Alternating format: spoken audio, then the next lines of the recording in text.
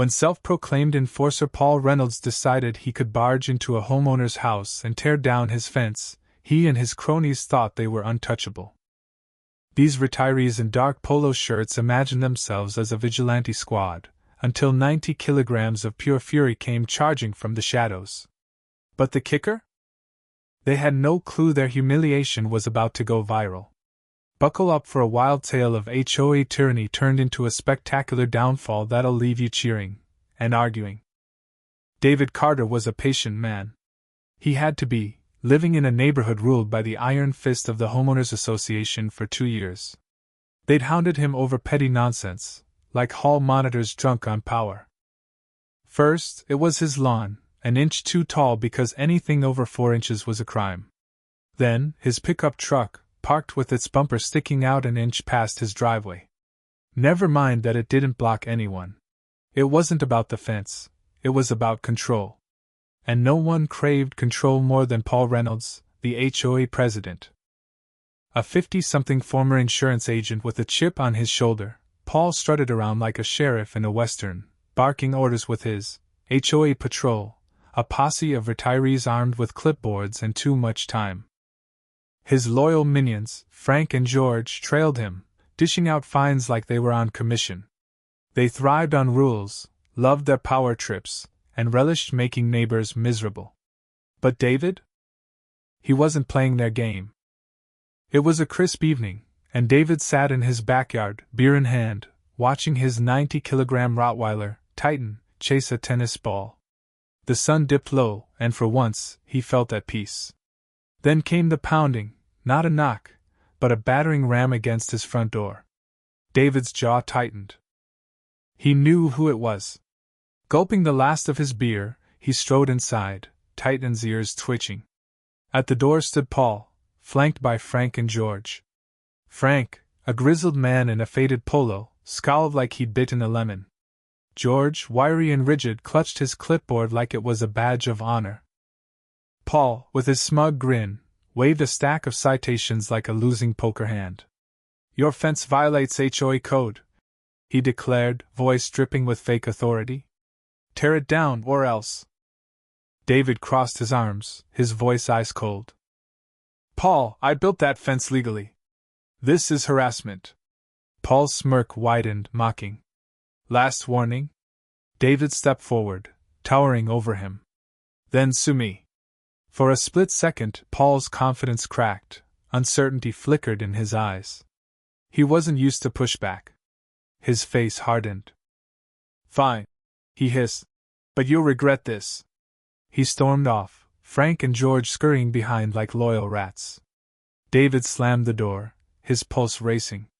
Titan huffed, sensing the tension. David knew this wasn't over.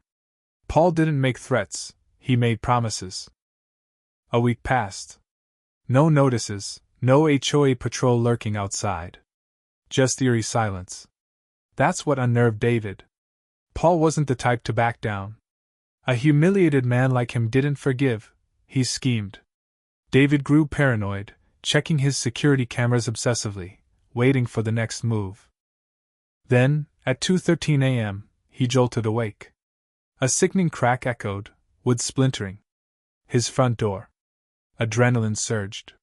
Grabbing his old baseball bat, David moved silently through the dark. Another crack, then a deafening boom. The door exploded inward, torn from its hinges.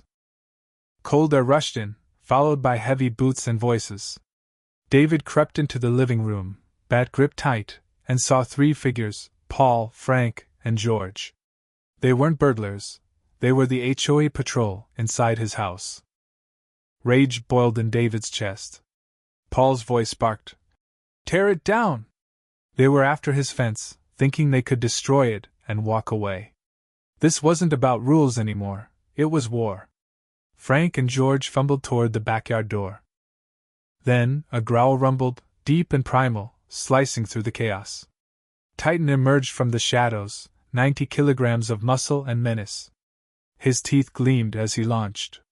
Frank froze, face paling, and Titan slammed into him like a freight train. Frank's scream was guttural as he hit the floor, Titan's paws pinning him, fangs inches from his throat.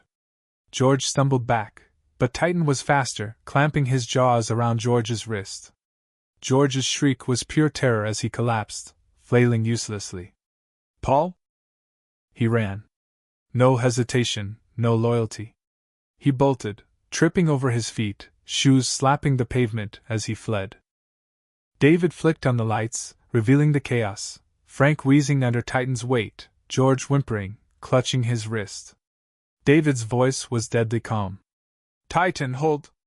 The Rottweiler froze, teeth hovering over George's skin, waiting for a command. David glared at Frank. "You broke into my house. That's a felony," Frank stammered.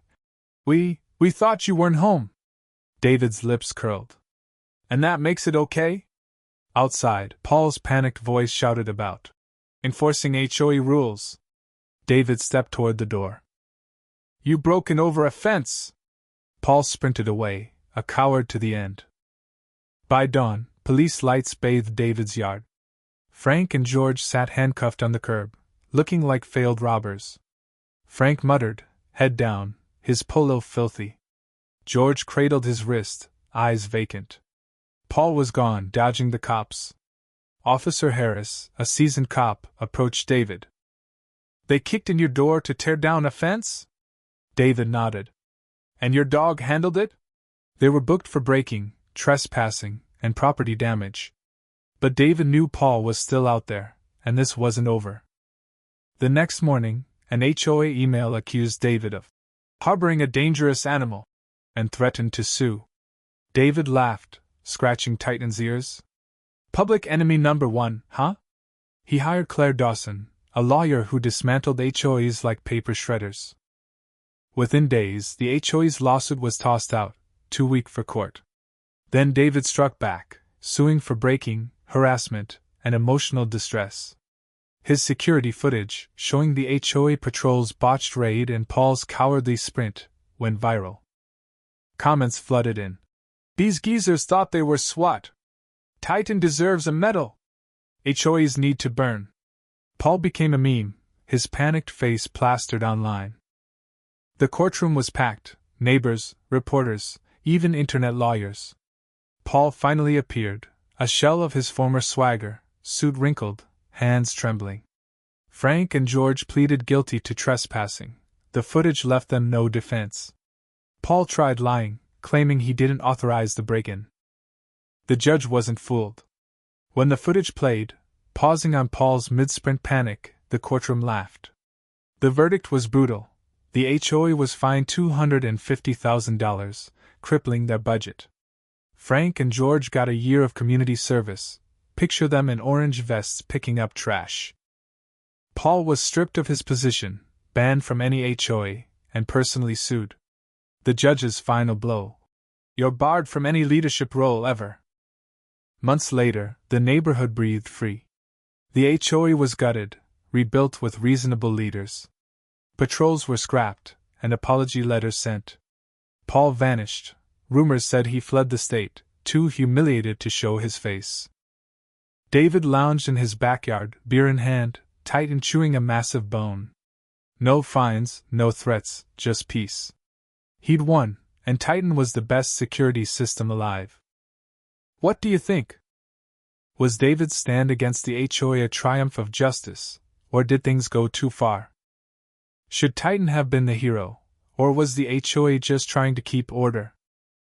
Drop your thoughts in the comments. We want to hear your take on this wild showdown. Smash that like button, subscribe, and let's keep the debate raging.